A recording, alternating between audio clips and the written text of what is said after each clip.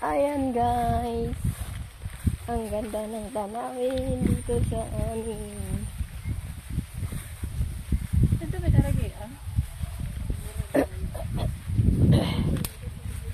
Malbo.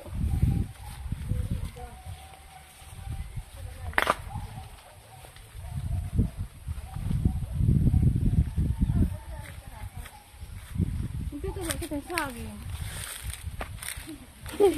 Suga naman may daling pala sagingan di ano. May daling mga tinanim. Bisa nga ni isa wala pa yung tinanim di. May tinanim ni Kuya Dida. Asya nga ni. May da ko no lang so ilong po may dalahin.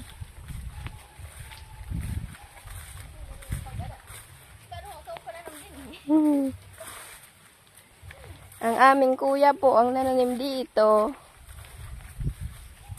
Kung hindi nyo po naaalala ay naaalala namin.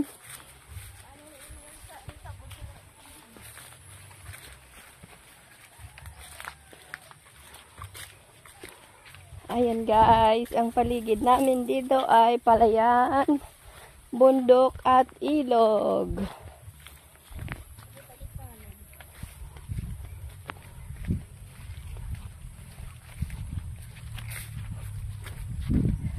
Ayan, nakikita nyo ba yan? Ayan, mga puno ng saging, puno ng kahoy, puno ng bayabas, at puno ng mga puno.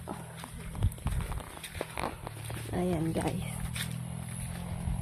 kahit saan ka lumingon, maganda ang mga matatanaw mo dito. Ayan, puno ng nyug. At mayroon ding mga puno ng damo. Mamimili ka lang kung anong puno ang gusto mo. Ayan. Mayroon din po ditong puno ng mangga. Ayan. Pero hindi ko po alam kung sino may-ari niyan. Basta puno lang yan siya. Alam ko. Ayan. Ayun po, kung makikita nyo po, matatanaw natin ang ilog nandoon sa gilid. Nandoon. Ayan. Ayan po, ilog po yan. Nakikita nyo po yan. Ayan, kitang-kita na po.